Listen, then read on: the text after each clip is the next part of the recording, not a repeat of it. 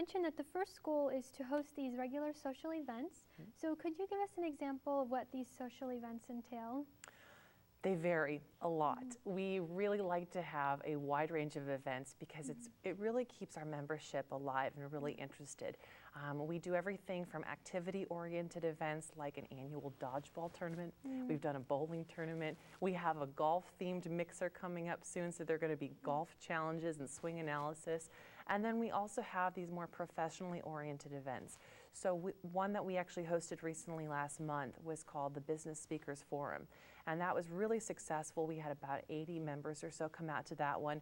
We had 3 locally renowned business experts who came and spoke to the group. They basically talked about their true life stories of how they dealt with challenges and how they overcame, discrimination in some way. And it was pretty amazing to hear what their stories were all about.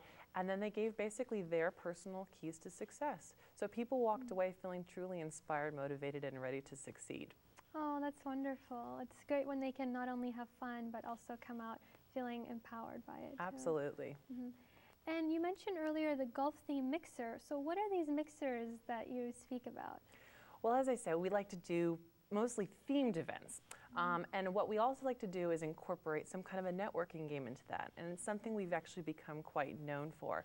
A few years ago, I was at these events and I noticed, well, people show up. They've got things going, but people weren't really mingling the way they should be. And although we become independent adults, we go off, we have careers, we have families and households, there's something to be said about breaking the ice. When people get into a room with strangers, there's just an awkwardness there about how do you go up to someone and say hello. So we found if you incorporate some kind of icebreaker, something fun where it makes it really easy for people to meet people, they'll just do it, because although they feel silly initially doing it, that's part of what is kind of the novelty of what our events are all about. So we also like to tie in our networking game into the theme of the particular event. So we've hosted like a wine-themed mixer, like at Scheid Vineyards Wine Lounge. It was a great new venue. We wanted to attract people. We said, come out here. And part of what we wanted to do is teach them a little bit about wine. So part of the game had to do with varietals and a little bit about viticulture. So they're learning something about an activity or an issue or a hobby or some interest, as well as actually meeting people. Great. These mixers sound so much fun, the golf theme mixer and the wine at Scheid Vineyards. And so what other locations have you had so much fun with? Well, we always like to go to the new hotspot, of course, because it's new and it's a great opportunity for the venue to market to our coveted demographic. I mean, we're a growing group here, 21 to 39-year-olds, people who are moving up in their careers and they have some income.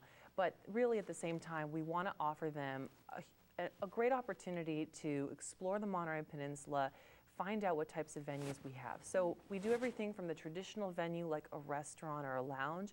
We've done Mundaka and Vino Napoli and Esteban and pretty much everything all over the peninsula. But we also like to do non-traditional venues too, places that you wouldn't really think about going on a regular basis. So one we had was kind of an Asian art themed mixer back April of last year.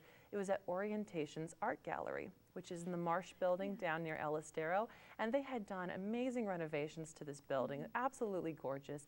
And it was really quite a novelty. It was really fun for the venue owner to be able to show off, this is all of his art and this is the exploration of the building. And, he had a passion for sharing his love, and he was able to share it with a completely different group. People he's maybe not used to marketing to, and vice versa. Great, and so such a variety. And how often do these events take place? We host 9 events per year. 6 of those events are exclusively for the Young Professionals group. 3 of those events are basically co-hosted with 2 of our community partners, which is Salinas JCs and the Central Coast Young Farmers and Ranchers. So more or less every other month to every month, depending on our current schedule. But you could always check our website. We're always updating that and letting people know when our events are. Okay, great. And earlier you mentioned that these members age from 21 to 39 years old. Exactly. And so are the young members from a variety of cities in Monterey County? Absolutely. We have members from every single city. Over 30% seem to be from Monterey, followed by about 20% from Salinas, and then Carmel, about 10%, and it goes on. We even have some from South County and some even from the Bay Area. Oh, So wow. I guess, when people are moving or they're relocating, it really is a great place for not only people who, were born and raised here like I was, just to reconnect with the community and to find out who's here, but also it's a great resource for new people. A lot of people come to the area, they don't know anyone, they don't know how to make friends, and they don't know where to meet people, or even how to find out about what's going on in the community or job leads, things like that. So they come to this organization and they'll come up to us after an event and they'll say, "This was amazing. I met so many people. I feel so welcomed into this community." Oh, wonderful. That's wonderful to hear. And you mentioned that these are great for social networking, and those icebreakers really help people just feel comfortable with one another. Absolutely. Yeah, that's great. And so are there an equal amount of males and females who participate? It seems to be 50-50. I haven't really checked into the demographics or our database, but it is about 50-50, although I have noticed that there are some events that attract more of one gender or the other. The golf-themed mixers, for example, and maybe that's just because a lot of men are interested in golf. It's their hobby or their interest. And, but yeah, pretty much 50-50. So it's a really nice mix and a great group of people. I would say the majority of them seem to be between 25 and 34, but again, it is that range. So you have, people right out of college, or people who have internships. They're over 21, and they want to find out, what kind of job opportunities are out there. And it's a great place for them to actually find out firsthand what it's like to work at certain companies. So. Oh, wonderful. And also, how does one become a member of the Monterey County Young Professionals Group? It's super easy. You go to our website, mcypg.org. You sign up there. It's a free membership. It only is $10 to go to each event, and actually some events are $5. And frequently that includes admission, appetizers, networking, some kind of icebreaker game, and sometimes a special activity on site that we can provide for them.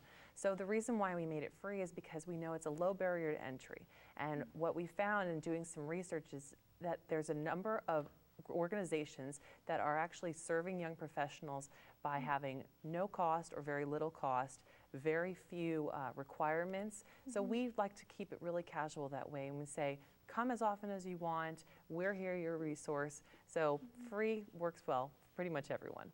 Yeah, it sounds so much fun, and it's a really great way, and I want to become a member now. Good, so you persuaded me. Wonderful. Yeah, and also, what are some of the campaigns that the Monterey County Young Professional Group has engaged in to attract more members? Well, in addition to just doing regular press releases and working really well with the local media, such as TV, newspapers, and magazines, we have great relationships with them, and they've been very supportive. We primarily rely on social media, and we basically stay connected with our members that way. We like to rely on a little viral marketing to prospective members, and also just to promote our events. And we also do have a monthly e-newsletter, which is a great way to stay in touch with our members and grow the organization that way. We feature, information about the outstanding young professionals. We feature community events. We even have, in addition to our own events promoting that, we even have local businesses that participate with us and do special offers. So there are exclusive deals and discounts for young professionals members by following the newsletter that way. Oh, that's always nice. And lastly, before we go, how can young people also, in addition to being a member, how can they engage in volunteer opportunities as well at the Monterey County Young Professionals Group? Well, in addition to joining our team, which is an annual basis, they would have to apply to be part of the board. They can volunteer at some of our events, and we do put that out to the organization. And if you sign up on our website and you check off, yes, I'd like to volunteer, and you explain for what purpose, we'll definitely get in contact with you. But what we want to do is we really want to be your resource. So more than anything, what we do is we connect you with other organizations. And as I said earlier, we have a number of community partners, from the JCs to Chambers of Commerce to the Monterey County Vintners and Growers Association, and they're always hosting great community events, and they're always in need of volunteers. So we basically have a website where we have a community events calendar, and we also use in our e-newsletter, we have a section that's completely focused on community events and volunteer opportunities. So we're always promoting outside events and encouraging our members to actually get in touch with them directly. Okay. Well, that's a wonderful note to end on. Thank you so much, Christina, for being here. Thank you for having me. Sure, thank you.